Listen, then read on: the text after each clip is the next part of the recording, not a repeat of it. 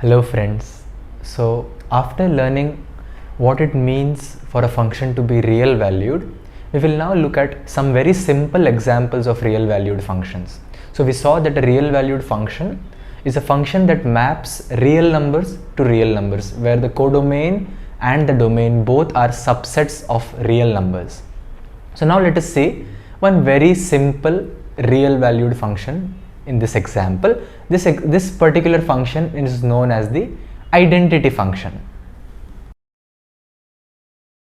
So the identity function is a function f.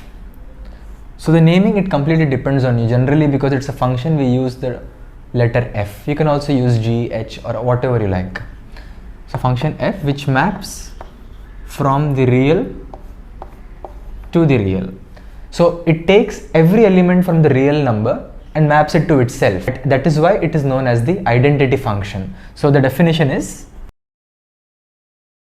this is what it means. For every element in the real number, the function f will map that number with itself. So it's known as the identity function. So when we learn about functions, what I found most helpful is to visualize how it would look on a graph. So when it comes to a linear function, even a polynomial, or even when it goes into 3 dimensions, always visualizing a function makes it more clear in our mind how the behavior will be. And when you learn about derivatives and integrals in the future videos, the visualization plays a very important role. So from now itself, we can develop that habit of plotting the function and seeing how it looks on a graph. So this particular graph represents the identity function. So as you can see, for every value of x in the x-axis, the same value is given by the function on the y-axis, in this case f of x. So that is the identity function. Now we will take a look at the constant function. So as the name suggests, a constant function is a function that maps every value from the real numbers to a constant value. So here I am taking the domain to be real numbers. It can also be restricted to integers, natural numbers, depends on the situation at hand. So this function is a function from the real numbers to a constant value c. So the range here is just one constant value, which happens to be a real number, because we are discussing about real valued functions. So let us see how we define it. You might have already guessed it. So for every value x which is in real numbers, f of x is equal to this constant c. So this happens to be the constant function. So let us see how the graph looks.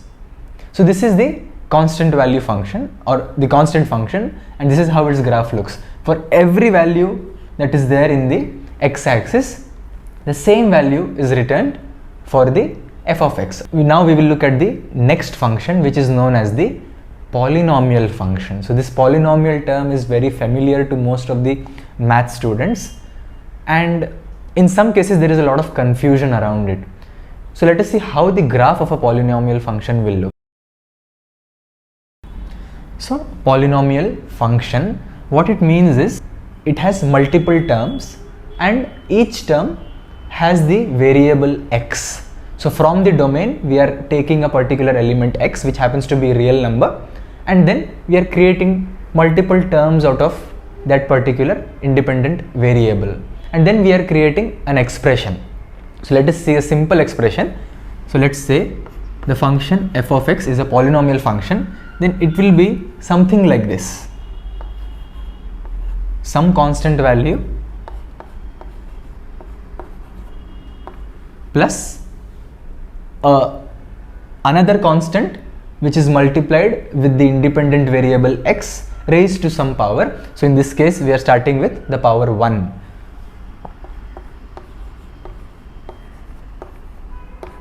And it can have, so these values a1, a2, they might also be 0. In that case, this x square won't be there, x won't be there. So their values will not be of any significance. But in general, we write it like this.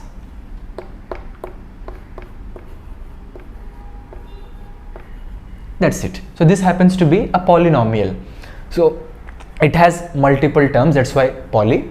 and each term has the independent variable raised to some power. Even this has it raised to the power 0, so that happens to be 1. So a0 x to the power 0, a1 x to the power 1, and then multiple powers of x, we are multiplying some constant, and then all the polynomials can be generalized in this expression.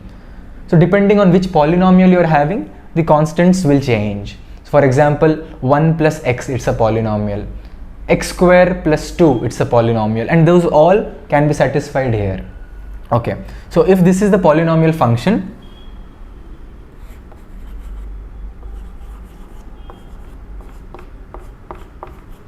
for every value of x in real numbers, we can create a polynomial of this kind. So let us see how the graph of a polynomial function generally looks. So this happens to be the graph of the polynomial function. So as you can see, there are multiple ascents and descents in the given graph, and depending on the constants, depending on the power of the independent variable, the highest power, we can try to understand, or we can try to get some sense of what is the behavior of this function, which we will learn later on as we learn derivatives and integrals. So polynomial function is a very important concept. With it we can learn many other things. So it's very important to visualize this function. Now we will see the modulus function. So modulus function, so you might have heard what is the absolute value or the modulo of a particular number. It's always its positive quantity. So for example, if I have the number -3, the modulus of -3 or the absolute value of -3 is +3, that is the positive value. We are removing the negative part. So this function is defined as this. So what it means is, the function f of x will give us the value x when x happens to be greater than or equal to 0. For example, if the value of x is 0, 1, 2, 3, then the absolute value is the same, 0, 1, 2 and 3.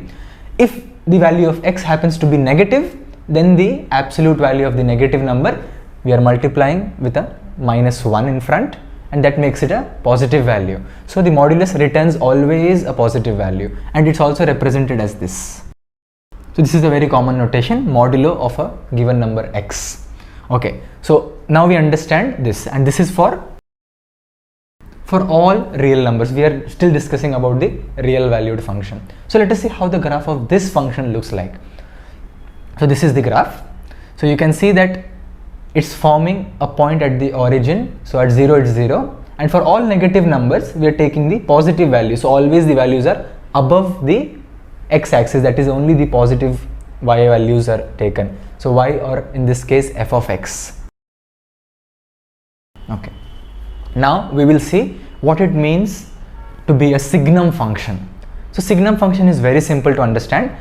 Just think of it like this: for every value that is greater than 0, it will give you the value 1. If the value in the domain is 0, it will give you the value 0, and for every value which is less than 0, it will give you the value -1. So let us try to write it down. That is, so -1 for all negative numbers,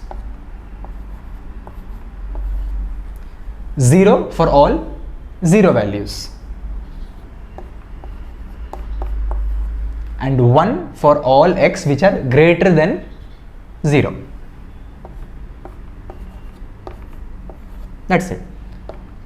So this is signum function. So here itself we understand that this is all real numbers which are greater than 0, less than 0 and equal to 0. So all real numbers are covered, and this is the f of x. So this is how the graph of the signum function will look like. So as you can see, it's similar to constant function because there is some constancy when the values are restricted. For positive values, this is the constant value. For 0, this is the value, and for negative number, it has a constant value. So it's very similar to the constant function in that sense. Now we will look at another important function known as the greatest integer function. So the greatest integer function. So generally, a lot of people have doubts in this particular function. I myself struggled with it a little bit during my school days. So today let's try to learn what the greatest integer function means. So it's generally denoted in a box like this. This is what the greatest integer function is. In general, if you want to write it as So the function f of x is the greatest integer function. This is the common notation we follow. So what it means? So for any value of x which is a real number, the greatest integer function will return an integer value. So as you can see, the integer value, but the greatest integer which is not more than the value of that number itself.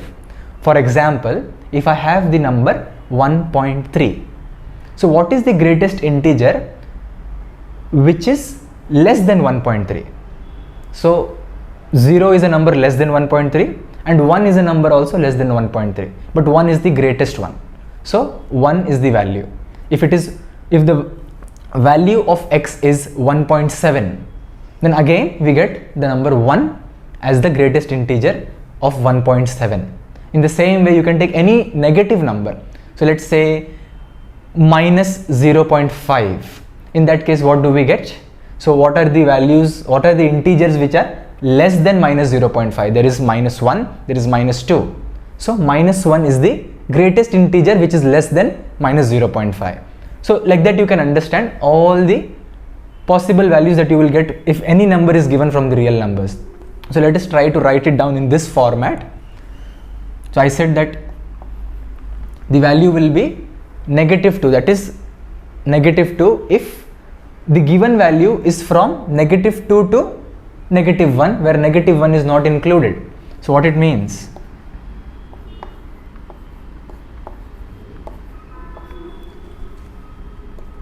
So the value of x should be from negative 2 to negative 1, where negative 2 is included and negative 1 is not.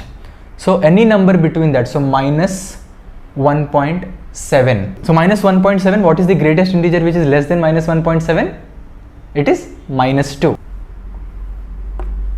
Now let's come to the positive side. So if we are having the values from 0 to 1, where 1 is not included, then all those values will return 0 to us in the greatest integer function. So from 0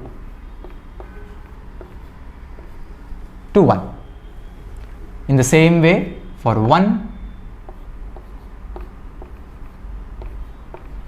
any number greater than 1 or equal to 1, so 1.1, 1.2, 1.3, 1.999, all those values will return 1. No matter how close you get to 2, if you are not 2, the greatest integer function will give you the value 1.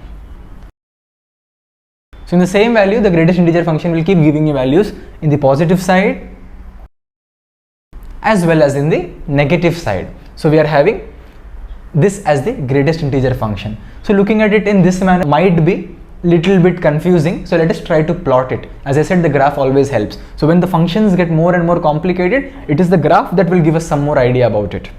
So this is the graph of the greatest integer function. So as you can see, the values from 0 to 1 return us the value 0. The values from 1 to 2, 2 is not included, that's why there is a circle there, that returns the value 1 itself. 2 to 3, it returns the value 2 itself in the same way. And when we go to the negative numbers also, you can see the same thing. So in this way you can see that the graph looks like a step. So it's like step function. So this greatest integer function is also known as the step function, and you won't realize that only until and unless you plot it. So with that we have understood some very basic and important real valued functions. So thank you for watching.